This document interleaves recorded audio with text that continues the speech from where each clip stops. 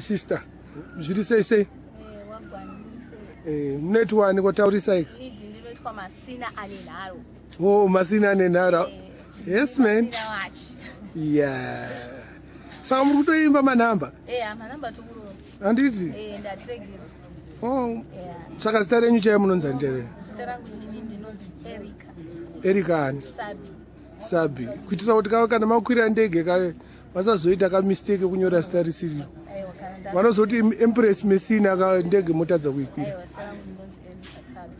Handiti ka. Matanga kuimba kubva rini? Last year 2014.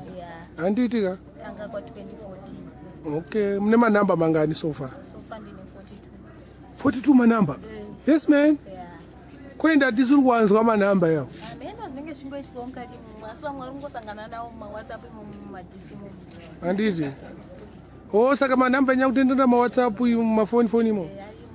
Tada kwaisa paintaneti kamanje kuti mumazikanwa kunze kwenyika. Paintaneti ipapo aripo. Aripo futi? Aripo. Oh.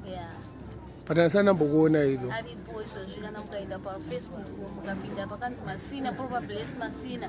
Handiti. Kana mukapinda pakanzi Probabless Entertainment Music Chart. Unozviwana zviripo. Chimonongera one ka freestyle.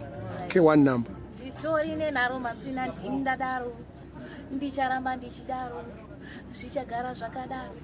Ndodzirongonora, tsoro dzavo dzese ndodzirongonora. Ndodzisosomora, tsoro dzavo dzese ndodzisosomora. Vanofurirana vonyepera kutonga, kutozvipa zvigaro vasati vakutonga.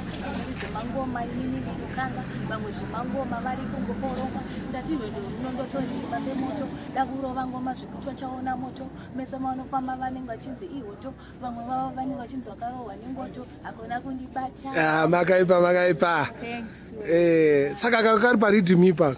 Red button karipo pa punchline nangomixa ipa. Oh, ituma namba maimba. Maiwe.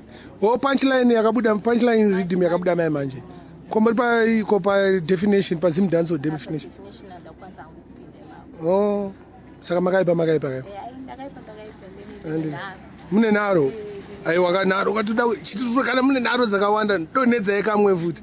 Kakaipa futi. Ndiri shumba yerudzi rwamaJudha, handisi rukaza ndamate kuna Budha. Musandibhitira sezvakaitwa naJudha, handisi mbavha yatizira kubhota. Mangoma angu akaita kunge bhita, ndicharonga kuita kunge bhirita. Kana kamwana kapfeka baby fita, kachipa kwechikafu chese chichipinda. Uite. Masi wangu. Koma kuita sei futi? Okay.